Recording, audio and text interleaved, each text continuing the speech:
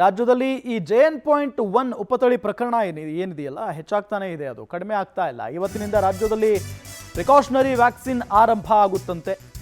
ರಾಜ್ಯದಲ್ಲಿ ಹೆಚ್ಚಾಗ್ತಾ ಇದೆ JN.1 ಉಪತಳಿ ಪ್ರಕರಣ. ಇವತ್ತಿನಿಂದ ರಾಜ್ಯದಲ್ಲಿ ಪ್ರಿಕಾಷನರಿ ವ್ಯಾಕ್ಸಿನ್ ಆರಂಭ ಆಗುತ್ತೆ. ರಾಜ್ಯಕ್ಕೆ ಬಂದಿದೆ 30,000 ಡೋಸ್ ಪ್ರಿಕಾಷನರಿ ವ್ಯಾಕ್ಸಿನ್. ಎಲ್ಲ BBMP ಆಸ್ಪತ್ರೆಗಳಿಗೆ ವ್ಯಾಕ್ಸಿನ್ ಹಂಚಿಕೆ ಮಾಡಲಾಗಿದೆ. ಬೆಂಗಳೂರಿಗೆ 5,680 ಡೋಸ್ ವ್ಯಾಕ್ಸಿನ್ ಅಧಿಕಾರಿಗಳು ನೀಡಿದ್ದಾರೆ. ಪವರ್ ಟಿವಿಗೆ BBMP ಆರೋಗ್ಯಾಧಿಕಾರಿ ಮಾಹಿತಿಯನ್ನು ನೀಡಿರುವುದು. JN.1 ಉಪತಳಿ ಪ್ರಕರಣ ಅದು ಕೂಡ ಹೆಚ್ಚಾಗುತ್ತಲೇ ಹೋಗ್ತಾ ಇದೆ.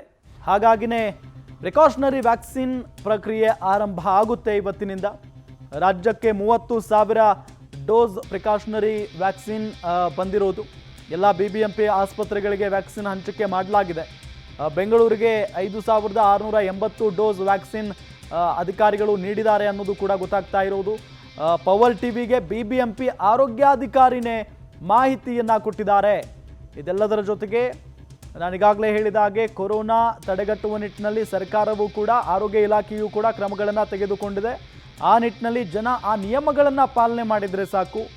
ಆದಷ್ಟು ಗುಂಪುಗೂಡಿ ಇರೋದನ್ನು ನಾವೆಲ್ಲ ಅವಾಯ್ಡ್ ಮಾಡಬೇಕಾಗುತ್ತೆ. ಮಾಸ್ಕ್ಗಳನ್ನು ಧರಿಸಬೇಕು.